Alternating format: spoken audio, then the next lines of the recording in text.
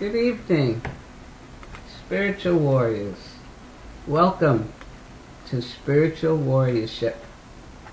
Here we are discussing and hearing from books by His Holiness Bhakti Tirtha Swami. And we have been hearing from spiritual warrior books. As I said, he has 16 of those. And I'm hoping some of you who may be regular attendees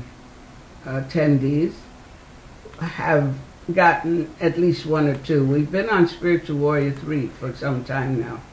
And we're still on at Chapter 8, how to strengthen ourselves.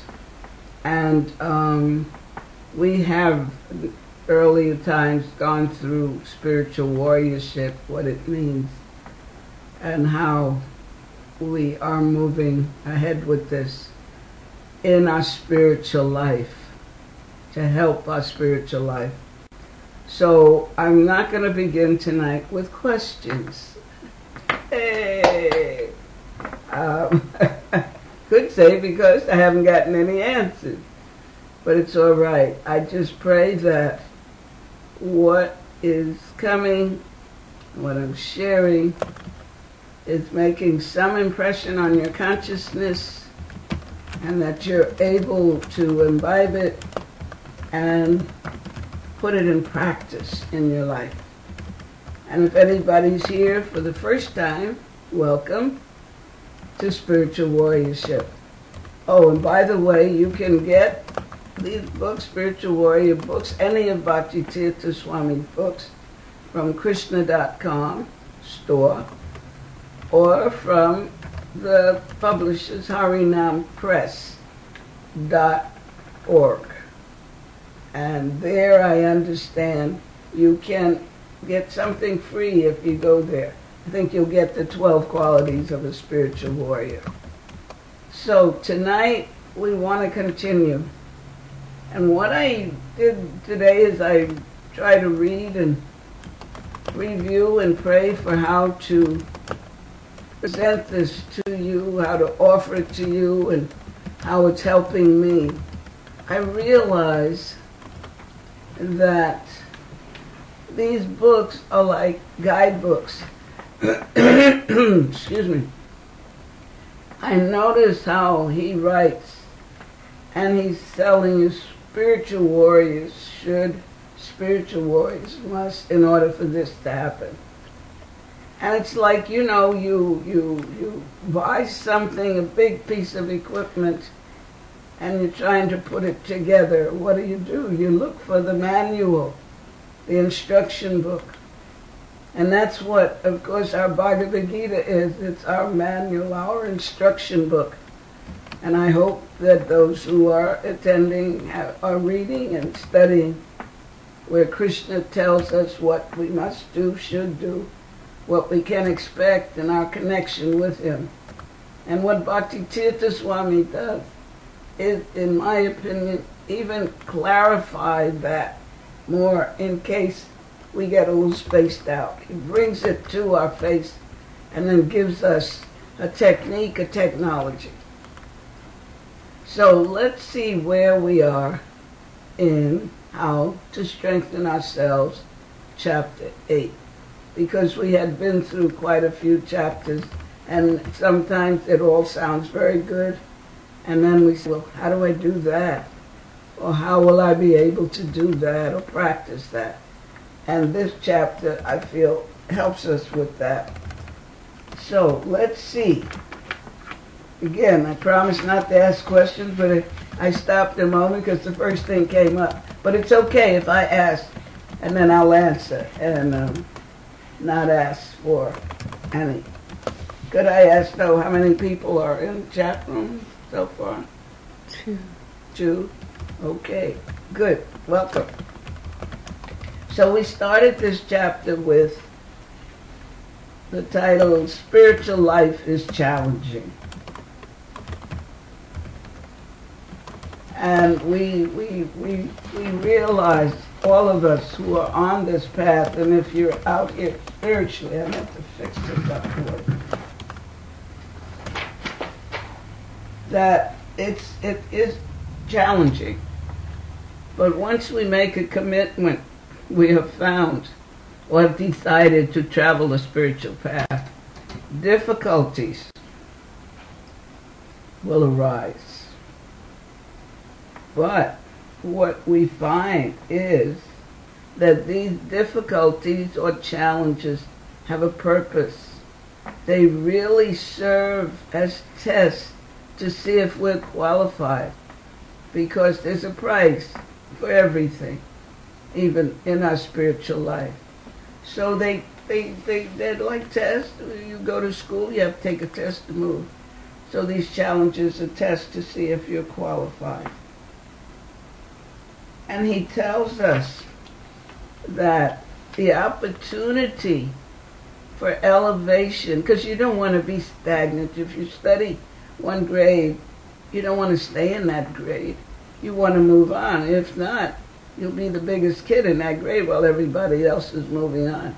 And in your spiritual life, you want to be stuck on one level. You want to advance. You want to see how much you can grow, how much understanding you can have, how much closer your connection with the Supreme is. So the opportunity for elevation, he says, is always available to us. But if we're not serious about spiritual life, then these tests, these challenges will curtail our advancement, cut it short, because we'll get stuck or we'll start criticizing, finding fault. But on the other hand, each time we pass a test, and you know when you pass, our qualifications increase. And we're one step closer to becoming our natural spiritual selves. And he constantly reminds us that we are eternal spiritual beings. So that is why the tests are more difficult and more frequent at this stage when you're advancing. But you know, as he's told us many times, the Lord does not give us more than we can bear. So if it's happening, he's giving it to us to see, can we persevere and follow what instructions have been given. Now, but they're arranged to match the higher level that we have reached. Or sometimes we move ahead, or we think we know it all, or we start. But if you haven't really, if you're claiming it, you'll know if you can pass the test. So what does a spiritual warrior do? A true spiritual warrior sees each test as a blessing. As a blessing. Why? Because it is a chance to mature spiritually and move closer to God. Isn't that what it's about? It's really examining what is spiritual life to you? What does it mean? How can I move ahead and grow in this?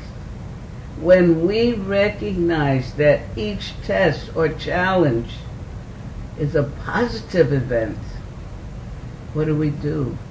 We approach it with zeal and enthusiasm.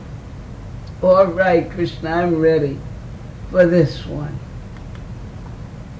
And if we approach it with zeal and enthusiasm, we'll know that we are engaging in consciousness raising.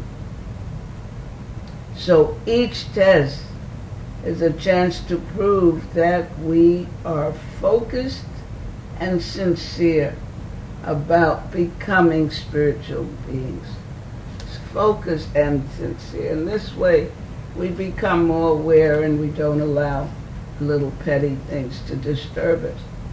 We were also told about great teachers were tested, and you can name them and the tests that they went through, but they came through. Because when we're tested at our weakest points, so that's why we have to have some self-regulation, and that's what spiritual life is about. self-regulation and renunciation, away from sense gratification. And that will help us to be strong enough to resist attacks that'll come our way. So this is a very important process. But then Bhaktitirtha Swami, what he does, he reminds us that we have to work on our own consciousness. You cannot change another behavior by just telling them don't do that. You have to be the example setter. So if once we begin this process of spiritual awareness, self-realization, and we're on the spiritual warriorship path, we make a difference in the environments that we enter. We make a difference because we're becoming more God conscious. But if we don't, we first then have to work on ourselves. Because if we're sincere, then we have to get our act together and strengthen our own consciousness. If not, then we can bring destruction in an environment, disaster. So when we engage in consciousness raising, we put some pressure in our environment for change. Because people see there's change. We're acting different, speaking different. There's even glowing. When folks say you glow as you become more spiritual. But you have to know that you walk and you talk. And what that comes from, taking serious inventory. Bhaktitirtha Swami reminds us so many times that healing the self heals the community. And if we wish to serve others, and as you become more spiritual, that's what you want to do. Because you know you're a servant of the Lord. You want to serve others. So you must take serious self-inventory. Why? To root out obstacles that prevent you from advancing. Okay? Now, the next place he took us, just as we're working on our consciousness for this, we have to weed out the saboteurs to our devotion, because as you're growing, you're knowing that what your position is, who you are, servant of the Lord, and how to serve God with love and devotion. I don't know if a drink of water will help, but I'll take it. Just excuse me a moment, please.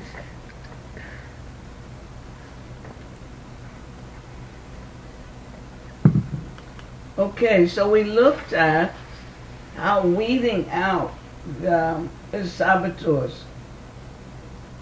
And I like the phrase he gave us for that. We need an impartial, investigative attitude. It's a vital tool, that is, for spiritual warriors. Why? Because subtle interferences can arise at any moment to pull us away from the path of right action.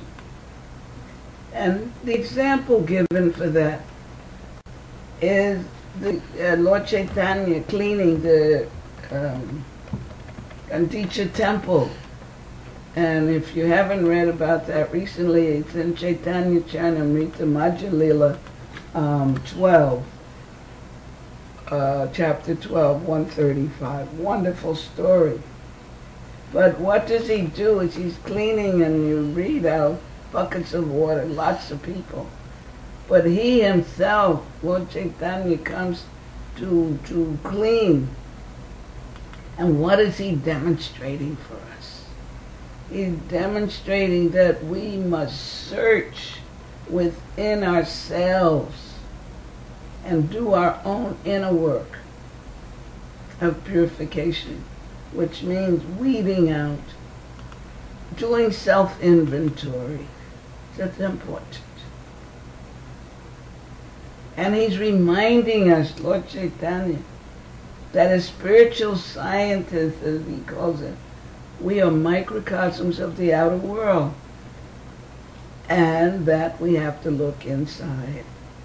So when he cleaned the temple and worked so hard to wash away, remember he kept washing away, and up to the last was still little grains of sand. But that's to show the subtle impurities that might not be immediately visible. And this is what Bhaktitirtha Swami is telling us, that we have to weed out those subtle saboteurs. So again, he reminds us that we must examine ourselves more deeply for the subtle, hidden kinds of things that can cause serious difficulties. So be mindful, alert, what is going on in your life. Is there something that you may need to make a change rather than pointing to somebody else to change? So after we look at our own consciousness and weed out, he tells us about self-purification.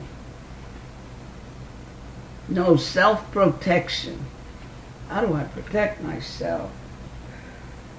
But he tells us that as we purify our own consciousness, just the steps we've been through up to this is a guide. You know, you get the machine and you start putting it together and something just doesn't work. And you get the manual and you go back and it says, when you put this here, then you put that there, and you know, make sure this is together.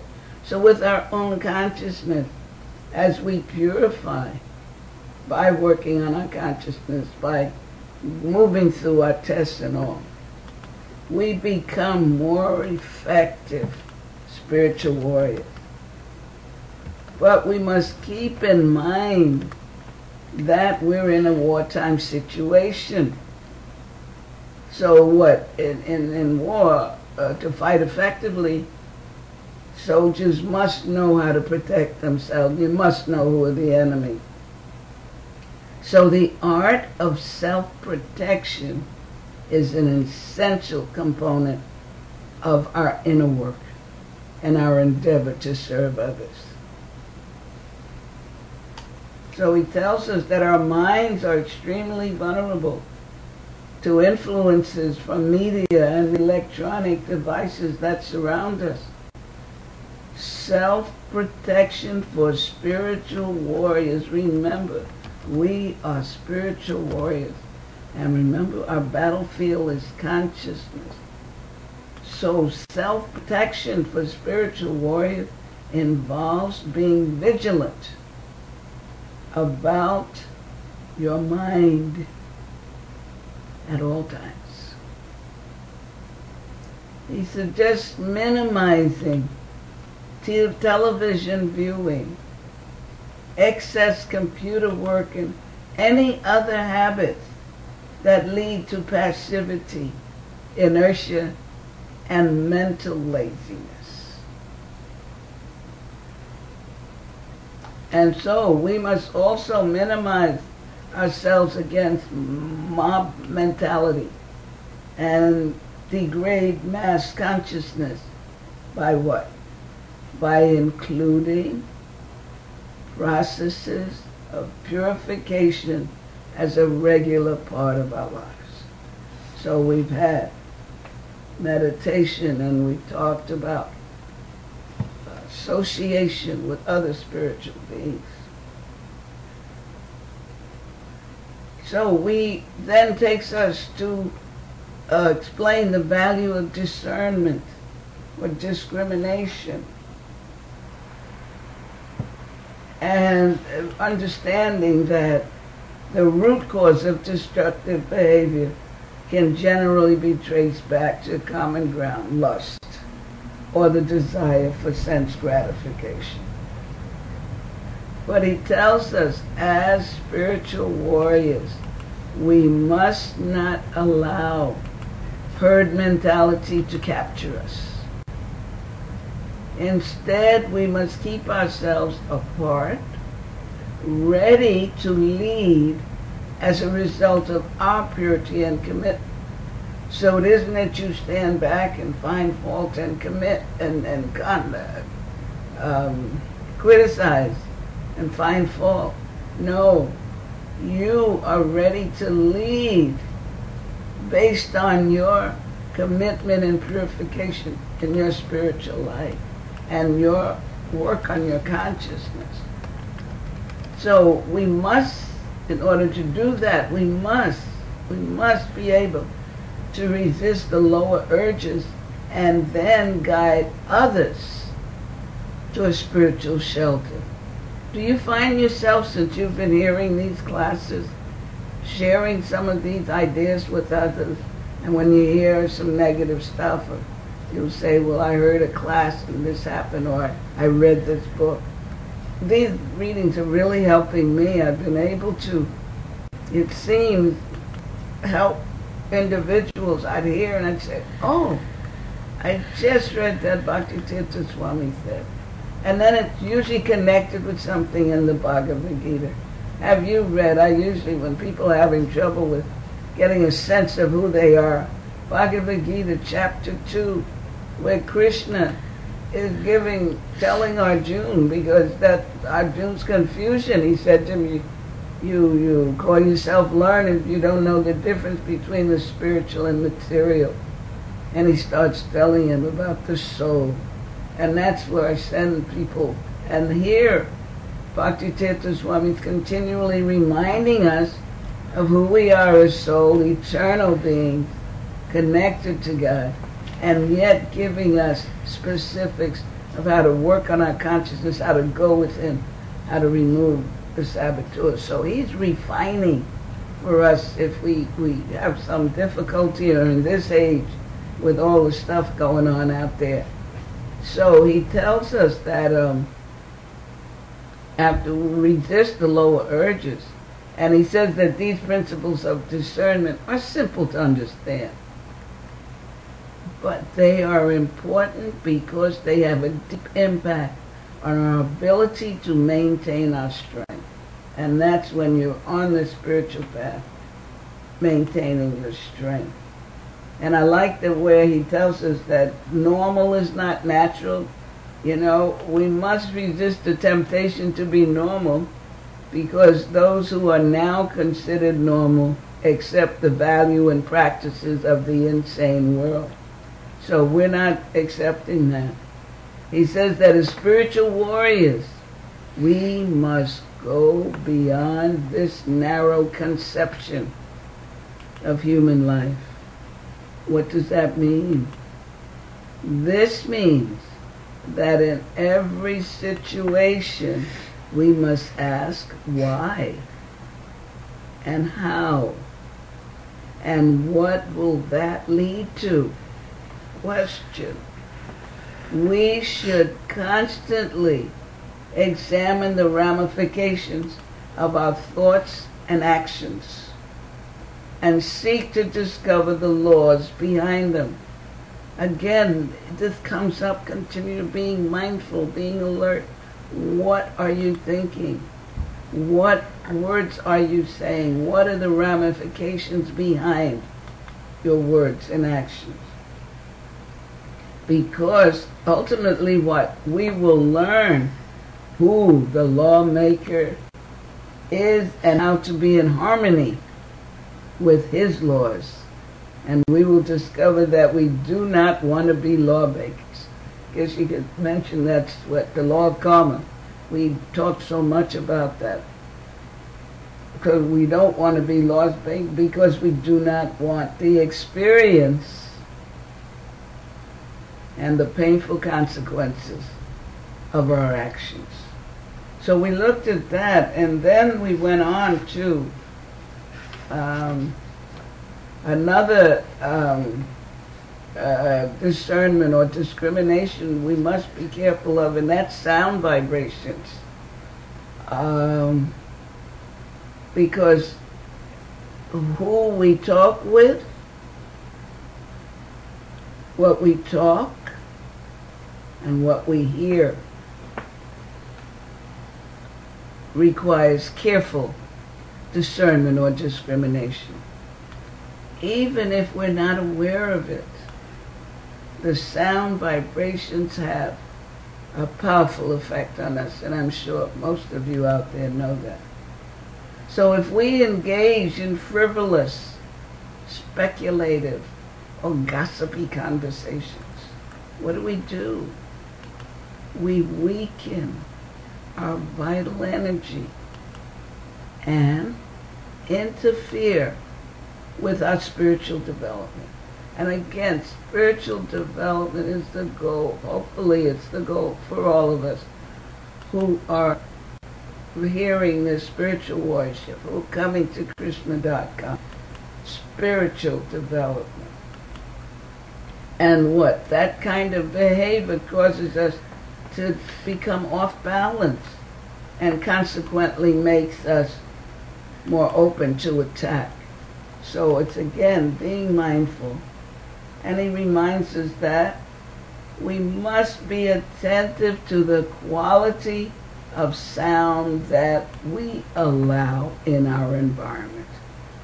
Sound can determine our level of consciousness, and even when we're unaware of its influence.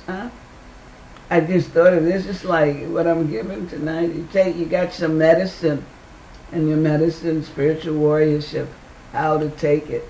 And we're getting what we must be mindful of, careful of, and how to do. I think it's so wonderful. Now as you're working on your consciousness, doing your inventory, sharing with others, caring for others, and working and developing spiritually, we reach a stage he calls the dark night of the soul. We went over that last week. But it's a process. It's a part of all of this is process.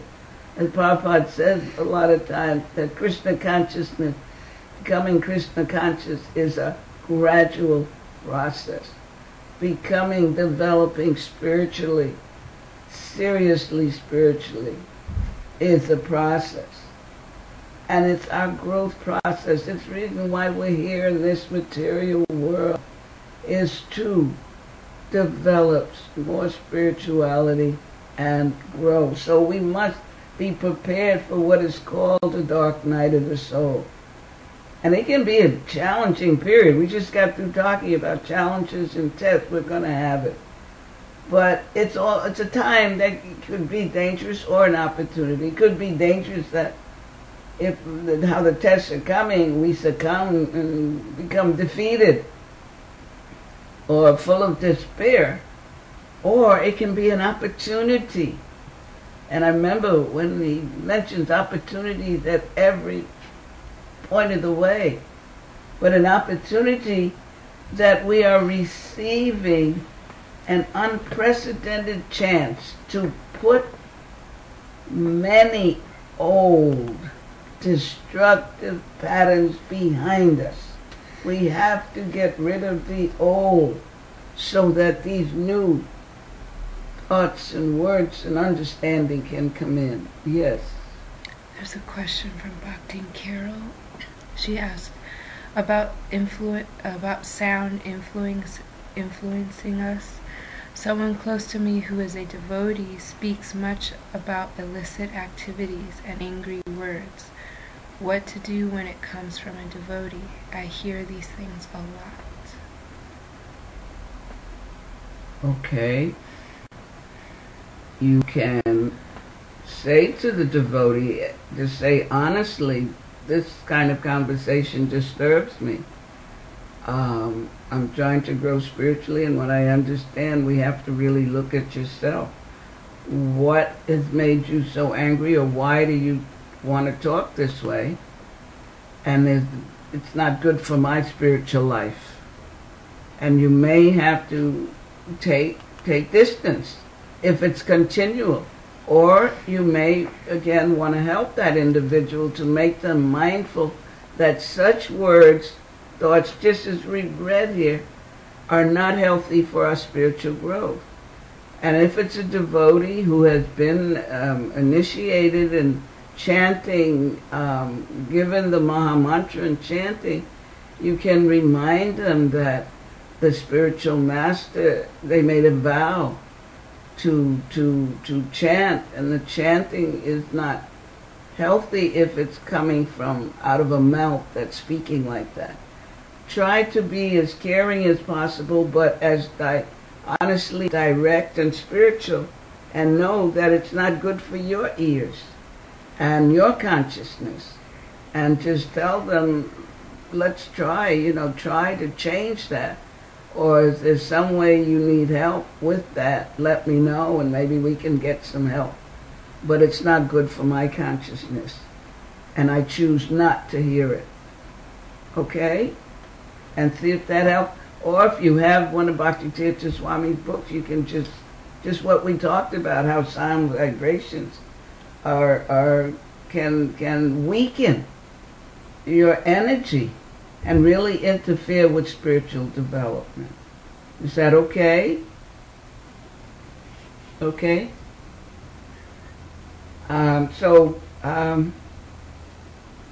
This dark night of the soul, there's one point that he makes here, is that it can be a difficult time. But if we're likely to feel totally misunderstood, unappreciated, unloved. But he tells us simply, this is because to fully gain ourselves, who we really are, we must first lose ourselves. And that means losing that part of ourselves that is destructive and has been holding us back. So I want to move on. So after he gives us here that seasoned, I like this, seasoned spiritual warrior. And those of you who have been coming here for the year, you're well seasoned, I hope. Spiritual warriors, you meet the challenge of this dark night of the soul with a smile and remain happy. Why? Because first of all, you're secure in the knowledge that the Supreme will not give you more than you can handle. Because when you reach, by the time you reach that, you are growing in consciousness, and you're being the dirt and destructive stuff that's blocking is coming up and out and getting rid of. And again, you have made some connection with the Lord, and you are developing faith in Him, so you can smile, as He says, because you're secure in the knowledge. That's the knowledge, who I am in spirit, soul, and who I'm part and parcel of the Supreme Lord. He's in my heart, always with me. That's the groundwork. So you have knowledge that this Supreme will not give us more than we can handle, but enough He gives us so we can cry out to Him to help us move on. And the second is, if the situation becomes truly unbearable, we can persevere. Why? Because in the certainty that a positive change is just around the corner. There's always a positive side. So he tells us that the beautiful aspect of the dark night of the soul is that as we penetrate all the layers of selfishness and suffering, and we begin to release our old negative patterns, we finally become a vibrant person that we really are. Satchitananda, knowledge, bliss. So he tells us that what follows the dark night of the soul, it comes to pass, dear ones. If it's come to pass. I remember going through it. I used to cry and go in my room and just cry and cry. But somehow I knew something was happening deep inside, and that it would pass. I did have that much faith in the Lord, and I felt I was being pushed towards another level of consciousness.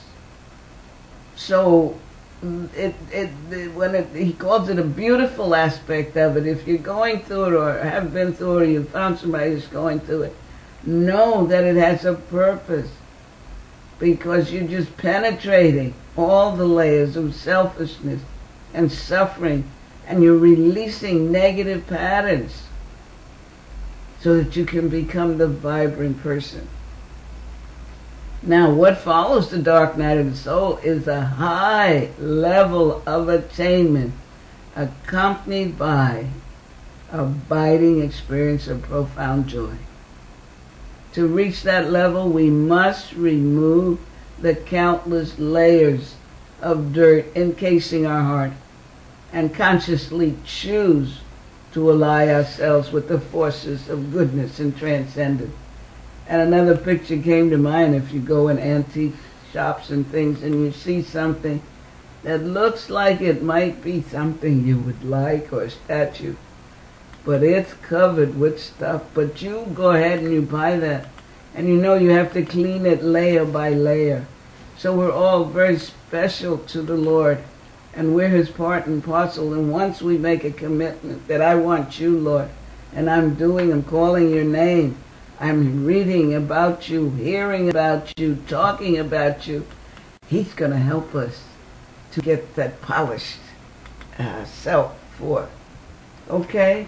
So after that, Bhakti Tirtha Swami tells us that when you reach that, to choose a path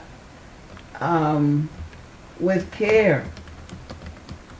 Now, if you're on a path that helps you to develop love of God through devotional service, then you're pretty well on your way.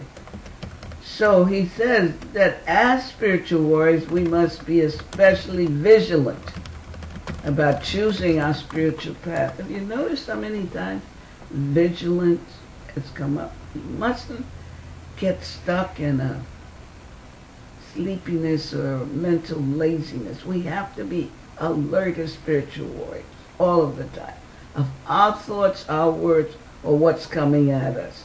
Just as Bhakti Carol must be careful of what's coming at her, not to stop her spiritual creeper from growing. So we should recognize that guidance. So we must be at least careful about our spiritual path as we are as when we go shopping. Because you know, most of you, I'm sure, eat healthily, good vegetables and all. You don't just walk and pick up something and walk out the store. You examine it to see if it's fresh and has no marks or things on it. So he calls it the same thing with the spiritual marketplace. If the situation can genuinely help you in developing love of God, then it's appropriate. But we must first be sure, through vigilant observation, that the person or group actually has what we're looking for. And it's not just giving lip service to attract ideas and slogans. And I like that, what we're looking for. You're looking for God. Have you reached that point in your life that you really want to know who you are, who God is, and the meaning of life? Okay, after we've done that, he tells us about the importance of commitment. And he tells us we must draw a line between eclecticism, and a lack of commitment. Because some people do not really want to commit anything or have no interest in working on themselves. Now, there are some people like that, and if you're around any of those and you're working on yourself, then it's time to say later, I have some work to do on myself because I'm really interested in my spiritual life. And some people, to avoid facing the unpleasant truth, they call themselves eclectic, which means on one weekend they will go maybe to a mosque, and on a Monday to a yoga class. You know people like that. And Tuesday they're dedicated to Tai Chi, and maybe Wednesday they'll take a Bible study, and maybe Thursday they'll go to color therapy or something like that. But every day finds them in a different place. There's no focus. And what happens by the end of the month, they're exhausted from going from one place to another. So what do? They say, oh, to heck with this God stuff. I don't know what it doesn't mean. Nothing's happening. Just doesn't work. And then they decide, maybe to, who knows what. But maybe something to make money so that that's something they can feel and touch. But what is that doing to them? So spiritually, we got to remember that the price for advancement is our dedication and commitment. We need to keep our focus. And we should not be unchaste or disloyal to our own tradition. And we should be eager to have a sense of identity. But a profound one that transcends superficialities and connects to the universality of all teachings.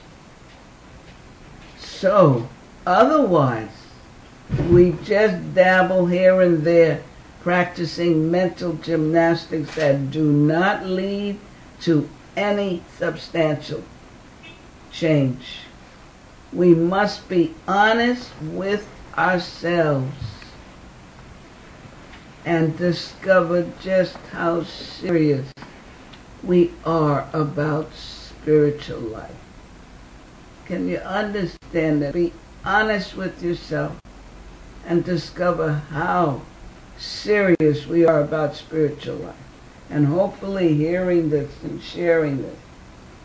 So, I want to move along here. We've gotten there. Commitment. Any questions, any comments so far? There's a comment by Edgar. Who? Edgar. Edgar. He says everything in this lecture is so immediately relevant and practical. Thank you. Thank you, Edgar. Is this your first time here? I'm just now hearing your name because I don't see the chat room. I want you all to know this. I don't see the chat room because I could not look, because I think the chat room has a picture of me. And it would be difficult to read what's coming through and focus on what I'm offering to you. So my techie here gives me your comments and questions. So then I add mine because I'd just like to know where you're located, Edgar, and if this is your first time. And again, I want to give my email in case that you don't want to ask a question here or make your comment here. You can send me an email to motherintrani108@gmail.com. Okay? So thank you for your comment. So we're moving along now. What do we look at? The importance of commitment and being focused and being honest with yourself to see how serious you are about spiritual life. Because once you have made that commitment and want it, the Lord is right there and He'll give you what you need to improve it, increase it, and develop it more. Because as it's said many times, the Lord wants us back in the spiritual world with Him more than we want to go. But these techniques, technologies, this guidance from Bhakti Tirtha Swami, along with your spiritual reading, can get you there. So purity offers a general solution to problems facing society and provides an ideal focus for our personal spiritual practices. So we must, again, here's this vigilant, we must remember that constant vigilance is necessary in this polluted world. Constant vigilance. We cannot I don't know how to say it, walk around with blinders on and act like it's not happening. We can see what's happening. But as you're developing spiritually and studying, you will understand, you'll know the modes of nature and who's acting in those modes at that time. So, but you must be vigilant, he says, because nothing remains pure on its own. And as the Bible and other scriptures teach us, Satan cannot harm us unless we weaken our resolve and yield to temptations. What is in the Bible, Jesus is the perfect example. Get thee behind me, Satan. And we can say the same thing. And if Maya, who's an employer of the Lord, brings us nonsense, and that's her job, to bring something to see if we're serious so that we don't disturb the Lord with nonsense. So we have to be vigilant to make sure. And just as the potential for disease is all around us, so are opportunities for self-degradation and hurtfulness. So in either situation, it is only our resistance to low and harm can overtake us and wreck us. But the next thing at this period in history, we're heavily under siege. I'm sure you would not disagree with that. What can we do in our times of desperation when we have exhausted all our material resources? We can call on the names of the Lord. Reciting or chanting the holy names is a beneficial practice at all times in all circumstances. And all scriptures, as he'll show us here, tell us. He says the Quran, 17:110, tells us, call upon Allah and call upon the beneficent God. Whichever you call upon, he has the best names. The Quran also declares that since the most beautiful of all names belong to the Lord, we should call upon him by using them. The teachings of Zoroaster remind us to repeat the holy name, as do the scriptures of the Baha'i faith, which claims that the names of God carry the most powerful vibrations of any sound and have the greatest effect. In addition, in the Bhagavad Gita 10:26, Krishna says to Arjuna, of sacrifices, I am the chanting of the holy name. This emphasis on the names of God is not just an Eastern tradition. The Book of Mormon admonishes us to cry unto the Lord for mercy in the morning, in the afternoon, and in the evening.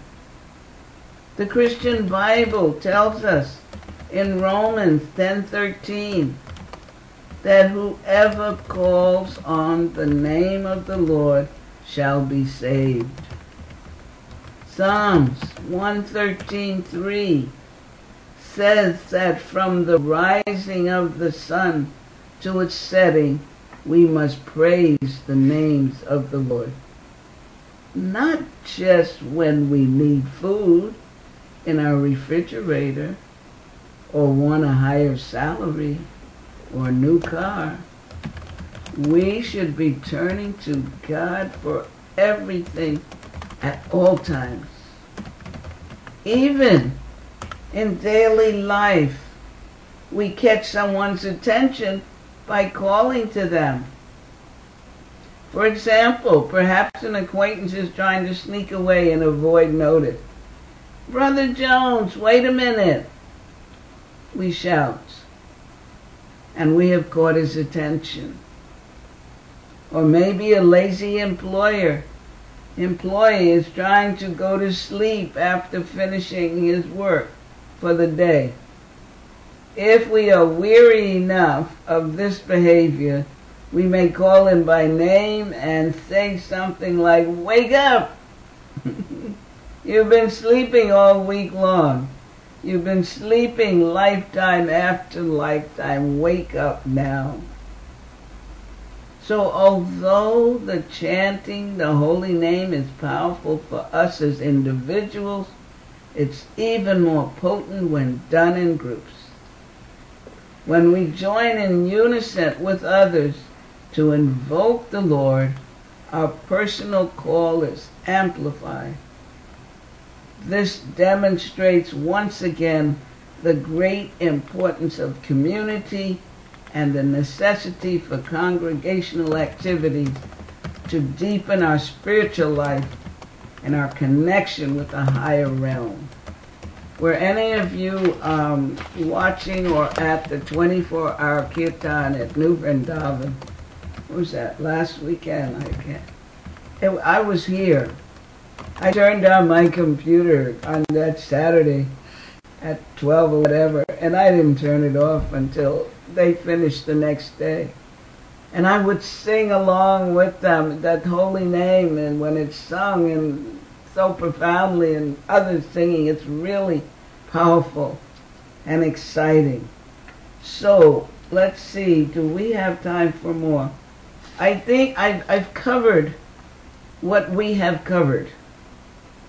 And as I say, and just going through this and seeing how Bhakti-tirtha Swami addresses spiritual warriors.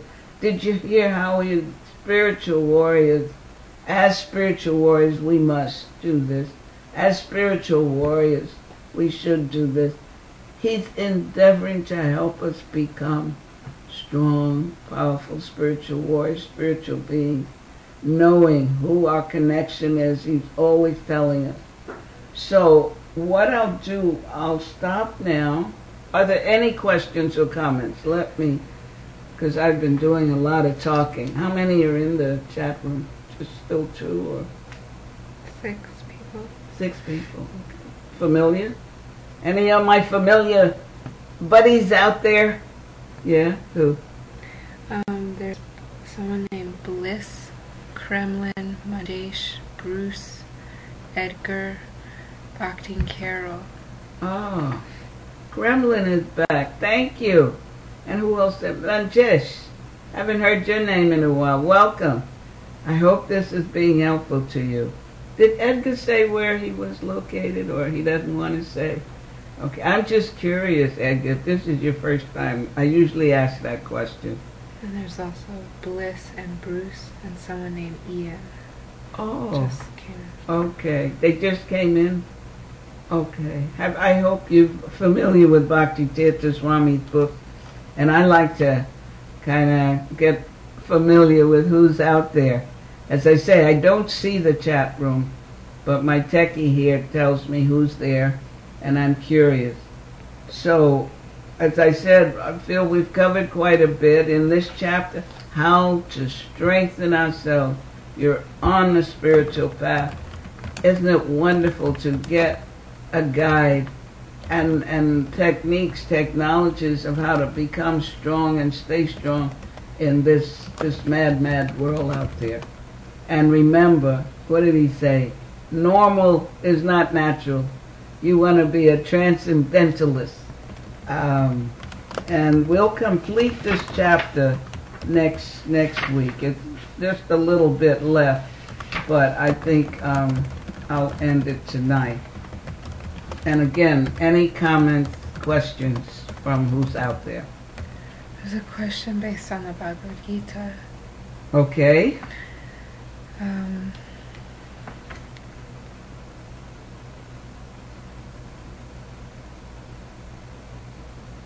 Okay. The question. Who's asking her? Bruce. Bruce. Did Arjuna have a choice as to whether or not he would fight the battle of Kurukshetra? Yes, he had a choice. I don't know what verse it is. When Krishna gives him all of this knowledge, he gave him a choice. You can either take it or leave it. I wish I could remember the exact, but he did give him a choice. And Arjuna chose to fight. He chose him early as a spiritual master, if you recall, after he heard, after he was getting his questions answered. But still, I think it's about, is it almost the 18th chapter where he tells him, you can now choose, I've given you all of this. So yes, he did have choice, but he chose to take the knowledge he was given and to fight. Any other? Who's that, Bruce? Hi, thank you for your question, Bruce. Could you tell me where you're located?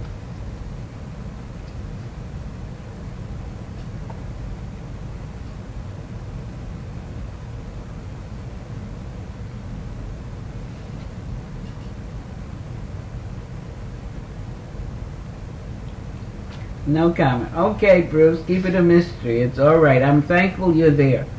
And yes, we'll finish this chapter next week. If any of you who are familiar with Bhakti Tirtha Swami Spiritual Warrior books and have a particular Spiritual Warrior book you want to hear something from, or a chapter in one of the books, let me know. Because I start asking from within where to go next, because it's all so wonderful. But we'll begin, the next section is on devotion, and he goes into health and healing, and then we will finish this chapter. So have I given everybody an opportunity to ask a question or make a comment?